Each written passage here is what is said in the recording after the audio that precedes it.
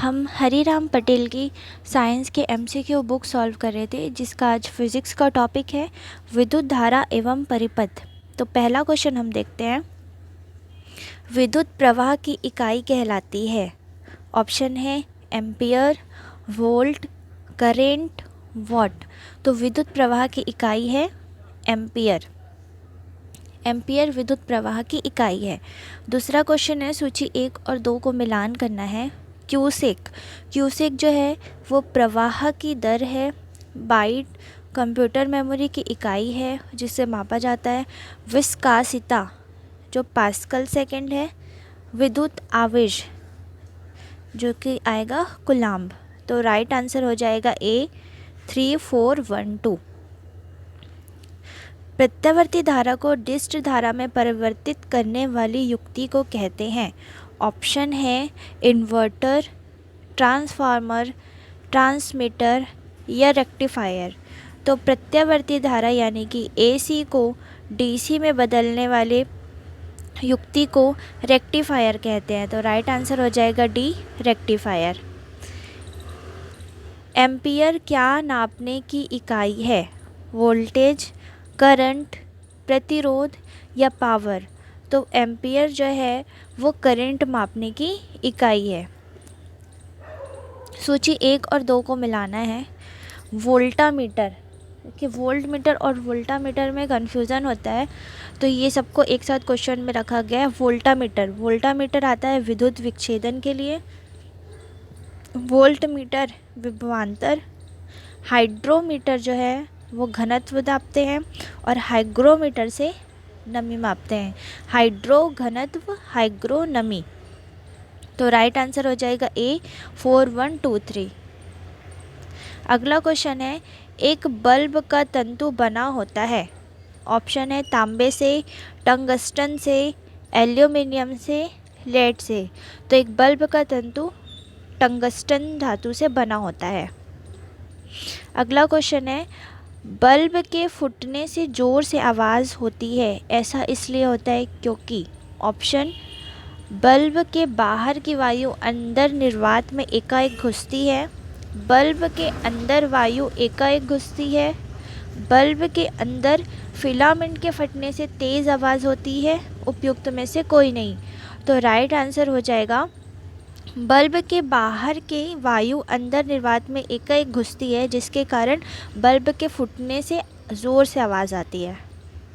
सूची 1 और सूची 2 को मिलान करना है। पहला दिया गया है टैकोमीटर, टैकोमीटर का होगा घूर्णन गति। पायरोमीटर, पायरोमीटर से उच्च तापक्रम को मापा जाता है। वोल्टमीटर पीछे हमने पढ़ा था विभवांतर। वोल्टामीटर होता है विद्युत विच्छेदन के लिए। राइट आंसर हो जाएगा बी। एक तार में बहती विद्युत धारा एवं विभवांतर प्रत्येक को 2 गुना बढ़ा दिया जाए तो विद्युत शक्ति क्या होगी? देखिए, विद्युत शक्ति के लिए है W बराबर होता है फॉर्मूला VIT, जिसमें क्वेश्चन में क्या कह रहा है, विद्युत धारा और विभवांतर दोनों को 2 गुना बढ़ा दिया जाए। विद्युत धारा I और विभवांतर यानी कि 2 गुना बढ़ा दिया जाएगा, तो क्या हो जाएगा यहाँ पर 4 गुना बढ़ जाएगा। तो राइट आंसर हो जाएगा 4 गुना बढ़ जाएगा विद्युत शक्ति। अगला क्वेश्चन, माइकल फैराडे किस आविष्कार के लिए जाने जाते हैं? नाभिकीय भट्टियाँ, क्वांटम सिद्धांत, विद्युत चुंबकीय प्रेरण, गुरुत्वाकर्षण सिद्धांत। तो माइकल फैराडे जो है विद्युत चुंबकीय प्रेरण के सिद्धांत का आविष्कार किया था, इसलिए जाने जाते हैं। निम्न में से कौन एक अर्धचालक है? ऑप्शन है फास्फोरस, लकड़ी, सिलिकॉन या ग्लास। तो अर्धचालक जो है वो है सिलिकॉन। एक और ऑप्शन, एक और याद रखिएगा, जर्मेनियम भी है जो कि अर्धचालक है। तो जर्मेनियम और सिलिकॉन दोनों अर्धचालक है। अगला क्वेश्चन है, निम्न में से कौन सी युक्ति संकेतों को निम्न प्रतिरोध क्षेत्र से उच्च प्रतिरोध क्षेत्र में अंतरित कर देती है? तो राइट आंसर हो जाएगा बी ट्रांजिस्टर, जो कि निम्न प्रतिरोध से उच्च प्रतिरोध के क्षेत्र में अंतरित कर देती है। धातुओं में विद्युत चालन होता है। ऑप्शन है प्रोटॉनों के कारण, मुक्त इलेक्ट्रॉनों के कारण, न्यूट्रॉनों के कारण या परमाणु के निकट होने के कारण। तो राइट आंसर हो जाएगा राइट आंसर हो जाएगा बी, मुक्त इलेक्ट्रॉनों के कारण। तो धातुओं में जो विद्युत चालन होता है वो मुक्त इलेक्ट्रॉनों के कारण होता है। किस चालक तार का प्रतिरोध तापमान से किस प्रकार प्रभावित होता है? तो किसी चालक का प्रतिरोध बोल रहा है किस तापमान से किस प्रकार प्रभावित होगा। तो ये हमेशा याद रखना है कि जैसे जैसे प्रतिरोध को बढ़ाया जाएगा, जिसको R से डोनेट करते हैं, वैसे ही उसका तापमान यानी कि टेम्परेचर भी बढ़ता जाता है। तो राइट आंसर हो जाएगा बी, बढ़ना। टरबाइन व डायनेमो से बिजली प्राप्त करने से किस ऊर्जा को विद्युत ऊर्जा में परिवर्तित करते हैं? ऑप्शन है रासायनिक ऊर्जा, सौर ऊर्जा, मैकेनिकल ऊर्जा या मैग्नेटिक ऊर्जा। टरबाइन और डायनेमो से जो विद्युत उत्पादन किया मतलब ऊर्जा ली जाती है, तो वो यांत्रिक ऊर्जा को विद्युत ऊर्जा में बदलता है। तो क्वेश्चन यही बोल रहा है, तो वो किस ऊर्जा से बदलता है? ऑप्शन आ जाएगा सी, मैकेनिकल ऊर्जा, यानी कि यांत्रिक ऊर्जा से वह विद्युत ऊर्जा में परिवर्तित करता है। तो क्या क्या चीज़ें हैं? टरबाइन और डायनामो। किसी चुंबकीय क्षेत्र में जब कुंडली को घुमाते हैं तो कुंडली में प्रेरित धारा पैदा होती है। इस सिद्धांत का उपयोग किया जाता है विद्युत चुंबक बनाने के लिए, विद्युत मोटर बनाने के लिए, विद्युत जनरेटर बनाने के लिए या विद्युत वॉट मापी बनाने के लिए। तो ये जब चुंबकीय क्षेत्र में कुंडली को घुमाते हैं तो कुंडली प्रेरित धारा पैदा करती है, तो इसका उपयोग किया जाता है बी, विद्युत मोटर बनाने के लिए। एक अर्धचालक में विद्युत चालन होता है केवल इलेक्ट्रॉन्स द्वारा, केवल होल्स द्वारा, इलेक्ट्रॉन एवं होल्स के द्वारा, न इलेक्ट्रॉन द्वारा न ही होल्स के द्वारा। तो अर्धचालक में विद्युत का चालन जो होता है वो सी, इलेक्ट्रॉन्स एवं होल्स दोनों के द्वारा होता है। तो ये याद रखना है, इलेक्ट्रॉन एवं होल्स। जलते हुए विद्युत बल्ब के तंतु का ताप सामान्यतः होता है। तो विद्युत बल्ब के ताप का बात कर रहे हैं, तो ऑप्शन है 100 डिग्री सेल्सियस से 500 डिग्री सेल्सियस, 1000 डिग्री सेल्सियस से 1500 डिग्री सेल्सियस, 2000 से 2500 डिग्री सेल्सियस, 3000 से 3500 डिग्री सेल्सियस। तो राइट आंसर हो जाएगा सी, 2000 से 2500 डिग्री सेल्सियस, जो कि जलते हुए विद्युत बल्ब के तंतु का तापमान होता है 2000 डिग्री सेल्सियस से 2500। विद्युत तीव्रता का मात्रक होता है, ऑप्शन है न्यूटन प्रति कूलाम, न्यूटन प्रति वर्ग मीटर, कूलाम प्रति न्यूटन, इनमें से कोई नहीं। तो विद्युत तीव्रता का जो मात्रक होता है वो न्यूटन प्रति कूलाम होता है, न्यूटन प्रति कूलाम, जो कि विद्युत तीव्रता का मात्रक होता है। अगला क्वेश्चन है, विद्युत धारा से लगी आग को बुझाने के लिए जल का प्रयोग नहीं किया जाता, क्योंकि ऑप्शन उससे इलेक्ट्रोक्यूशन हो सकता है, उससे जल अपघटन हो सकता है, उससे विद्युत अपघटन हो सकता है, उससे तारों में खराबी हो सकती है। तो राइट आंसर हो जाएगा ए, उससे इलेक्ट्रोक्यूशन हो सकता है, जिसके कारण अगर विद्युत की वजह से आग लगी है तो हम पानी का प्रयोग नहीं करते हैं। तो राइट आंसर हो जाएगा ए। ठोस अवस्था में विद्युत धारा प्रवाहित करने वाला पदार्थ कौन सा है? ऑप्शन है हीरा, ग्रेफाइट, आयोडीन, सोडियम क्लोराइड। तो ठोस अवस्था में विद्युत धारा प्रवाहित करने वाला पदार्थ है सोडियम क्लोराइड। 3 पिन बिजली के प्लग में सबसे लंबे पिन को जोड़ना चाहिए, आधार सिरे से, सजीव सिरे से, उदासीन सिरे से या किसी भी सिरे से। तो 3 पिन बिजली के प्लग में सबसे लंबे पिन को आधार सिरे से जोड़ना चाहिए। तो राइट आंसर हो जाएगा ए, आधार सिरे से।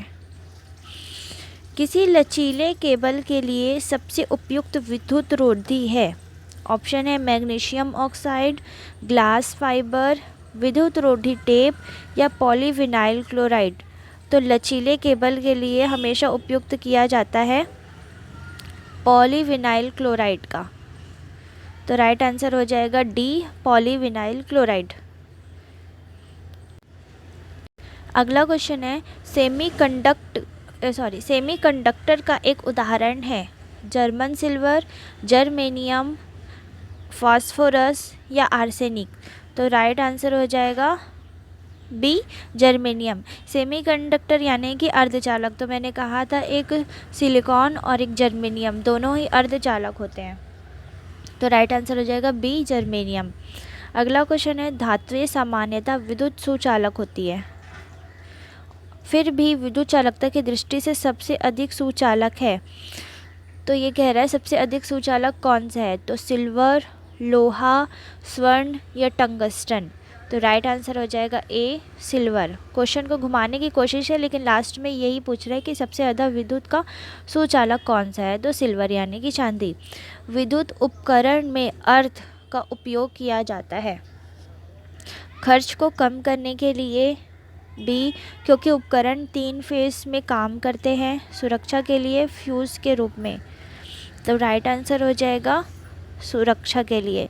घरों में अर्थिंग का प्रयोग किया जाता है, वही पूछ रहे हैं कि विद्युत उपकरण में अर्थ का उपयोग क्यों किया जाता है, तो सुरक्षा के लिए, जिसके लिए शॉक, घरों में जो बिजली प्रवाह होती है उसका करंट नहीं लगता है इंसानों को।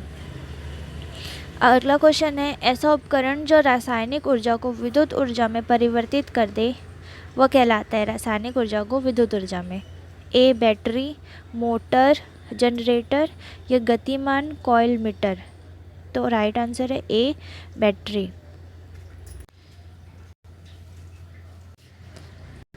अगला क्वेश्चन है मानव शरीर शुष्क के विद्युत प्रतिरोध के परिमाण की कोटि क्या है, विद्युत प्रतिरोध के परिमाण की कोटि। तो ऑप्शन है 10 की पावर 2 ओम, 10 की पावर 4 ओम, 10 की पावर 6 ओम या 10 की पावर 8 ओम। 10 की पावर 6 या 10 की पावर 8। तो राइट आंसर हो जाएगा सी, 10 की पावर 6 ओम, जो कि विद्युत प्रतिरोध के परिमाण है।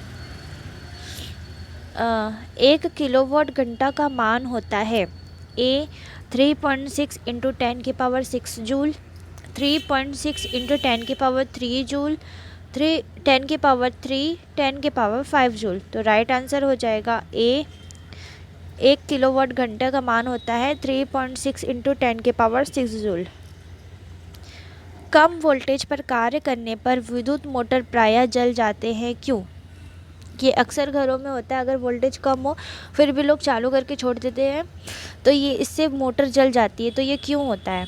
पहला है कि वे अधिक विद्युत धारा खींचते हैं जो वोल्टेज के प्रति लोमानुपाती होता है।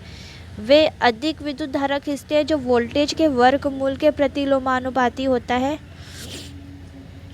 वे वी स्क्वायर के समानुपाती ऊष्मा खींचते हैं या कम वोल्टेज विद्युतीय विसर्जन प्रारंभ कर देते हैं। तो राइट आंसर हो जाएगा ए, वे अधिक विद्युत धारा खींचते हैं जो वोल्टेज के प्रति लोमानुपाती होता है, यानी कि आई प्रति लोमानुपाती वी। इस फोटो सेल में प्रकाश ऊर्जा को परिवर्तित किया जाता है स्थितिज ऊर्जा में, रासायनिक ऊर्जा में, ऊष्मा ऊर्जा में या विद्युत ऊर्जा में। तो फोटो सेल का प्रयोग किया जाता है प्रकाश ऊर्जा को विद्युत ऊर्जा में परिवर्तित करने में, प्रकाश ऊर्जा को विद्युत ऊर्जा में परिवर्तित करने में। राइट आंसर हो जाएगा डी। यदि 60 वाट का एक बल्ब प्रतिदिन 5 घंटे प्रयोग किया जाए तो 30 दिन में कितने यूनिट बिजली खर्च की जाएगी?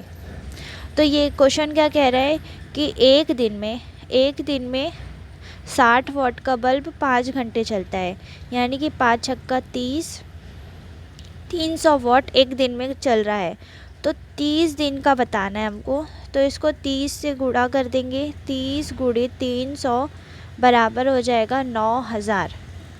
ठीक है, ये क्वेश्चन का आ गया 9000। अब हमको बताना है जैसे कि 1 किलोवाट बराबर होता है 1000 वाट, यानी कि 1 यूनिट।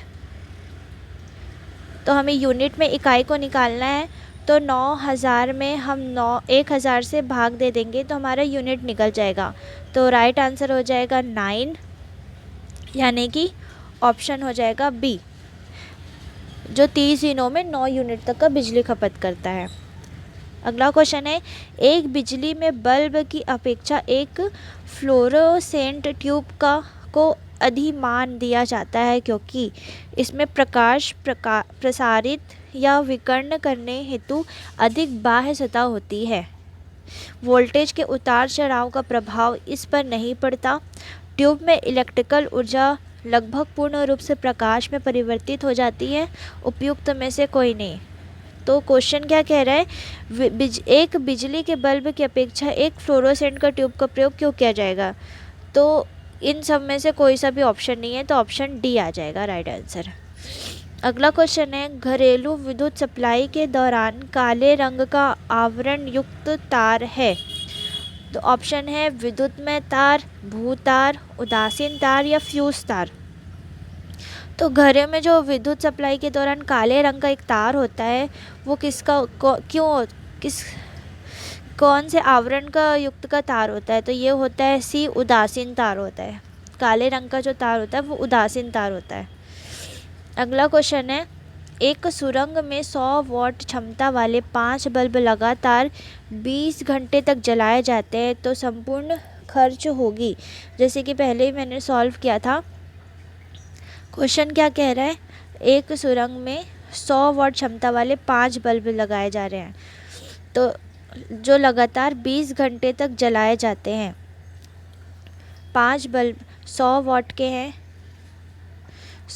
हैं, 5 बल्ब लगाए जाएंगे, यानी कि ये हो जाएगा 500।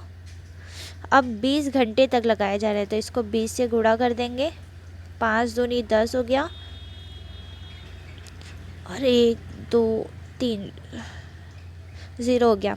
अब जैसे हमने पढ़ा था कि 1 किलोवाट बराबर होता है